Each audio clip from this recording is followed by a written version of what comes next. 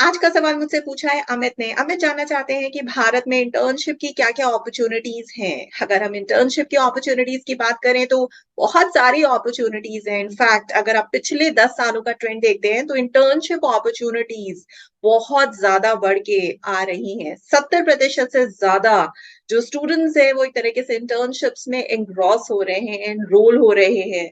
दिल्ली, मुंबई और बैंगलोर में सबसे ज्यादा इंटर्नशिप अपॉर्चुनिटीज फ्लोट हो रही हैं। तो अगर आप दिल्ली, मुंबई, बैंगलोर में रहते हैं हमें तो आप अच्छी खासी अपॉर्चुनिटीज का फायदा उठा सकते हैं।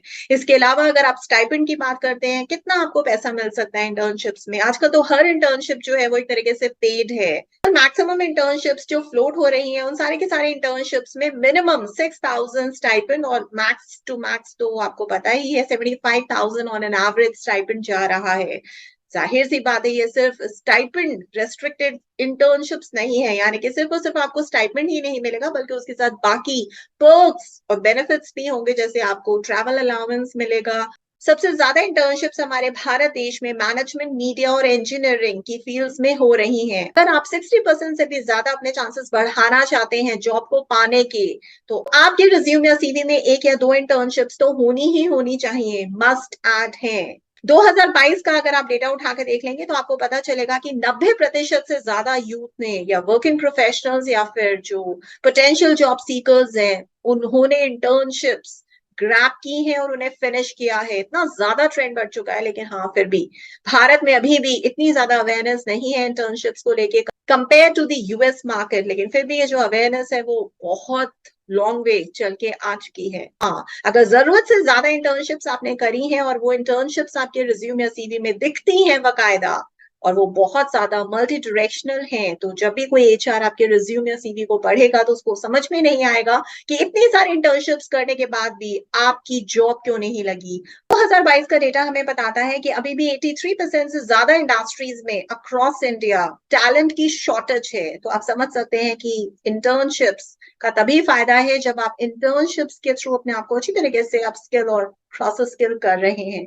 प्रो टिप आप सबके लिए जो भी आज ये वीडियो को देख रहे हैं और इंटर्नशिप्स को जॉब में कन्वर्ट करना चाहते हैं, कुछ ऐसी खास बातें हैं जो आपको ध्यान में रखनी है। और अगर वो सारी की सारी बातें आपने इम्प्लीमेंट कर ली इंटर्नशिप पीरियड में, तो यकीन मानिए आप सबकी इंटर्नशिप्स जॉब में कन्वर्ट हो सकती है। सबसे पहली बात की जब भी आप इंटर्नशिप्स को ज्वाइन कर रहे हैं आपको पंक्चुअल रहना है, अपने समय का बहुत ख्याल रखना है। साथ साथ में जिसके लिए आप काम कर रहे हैं उनके समय का भी आपको ख्याल रखना है।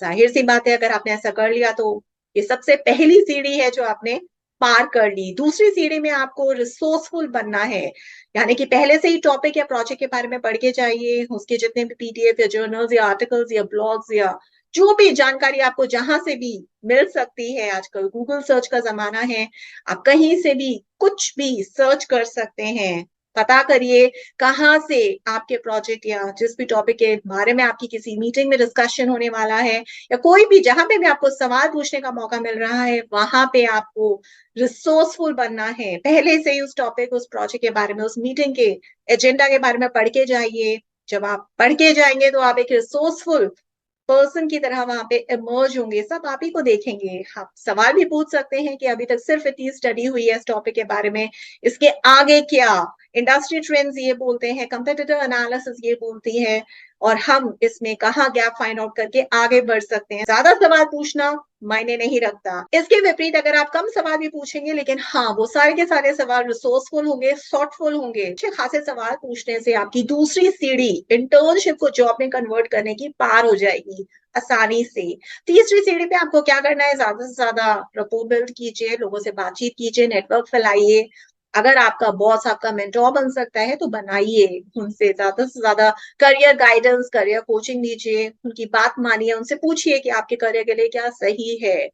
ज्यादा से ज्यादा नेटवर्क बिल्डिंग, ज्यादा से ज्यादा रिलेशनशिप बनाना, रपो बनाना आपको बहुत ज्यादा मदद करेगा। यही था तीसरा और आखिरी पड़ाव, आखिरी अंतिम चरण, जिसके थ्रू आप अपनी इंटर्नशिप्स को जॉब में कन्वर्ट कर सकते हैं। फिर आपको इधर उधर नहीं भटकना पड़ेगा और अपने रिज्यूम और सीवी पे चिंता भी नहीं करनी पड़ेगी कि इतनी सारी इंटर्नशिप्स होने के बावजूद भी अभी भी आप फ्रेशर्स की जॉब सीख कर रहे हैं। जो एचआर्स बहुत ज्यादा परप्लेक्स्ड हो जाते हैं, बैफल्ड हो जाते हैं, उन्हें समझ में नहीं आता है कि अगर आपने 2 से ज्यादा इंटर्नशिप्स पिक की हैं तो वो कभी-कभार तो आपको एज़ अ फ्रेशर भी कंसिडर नहीं करते हैं, वो आपको एक्सपीरियंस्ड और ओवर क्वालिफाइड कंसिडर कर लेते हैं।